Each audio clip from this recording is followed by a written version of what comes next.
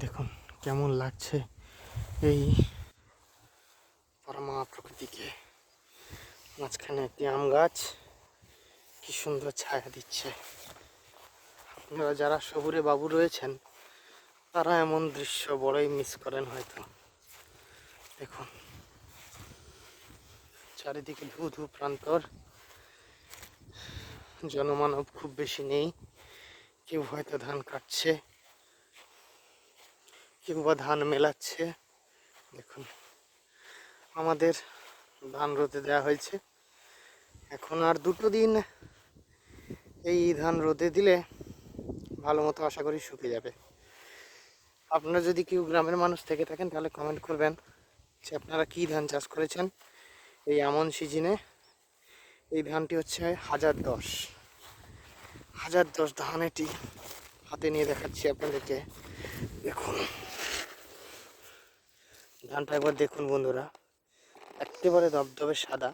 এটি কিন্তু লাল শূন্য নয়, একটু লম্বা লম্বাই হয়।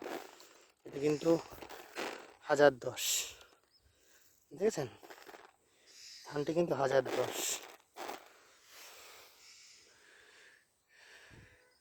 ওই যে দূরে দেখছেন ওই তাল গাছটা, ওটা আমার দাদুর লাগানো, কিন্তু আফসোস দাদু মরে গেছে।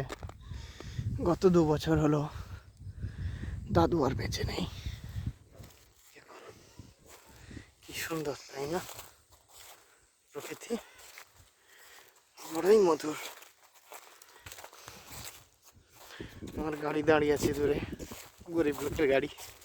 আপনারা হয়তো দামি দামি গাড়ি চড়েন, কেটিএম, পালসার। আমার এই হিরো হন্ডাই ঠিক আছে, এই হিরো হন্ডাই ঠিক আছে। দেখুন বন্ধুরা, এই বরকুল আর জামকুলের গাছটা কত পুরনো, অনেক স্মৃতি জড়িয়ে আছে এই গাছের সাথে। কি সুন্দর, বাল্যকালের অনেক স্মৃতি জড়িয়ে আছে এই বরকুল গাছের সাথে।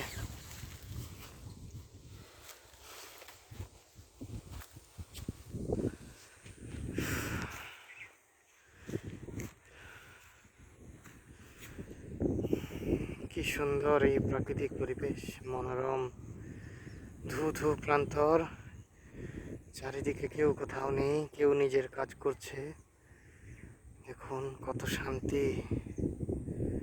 চোখ বন্ধ করে এখানে ঈশ্বরের ধ্যান সব থেকে বেশি ভালো করে করা যাবে।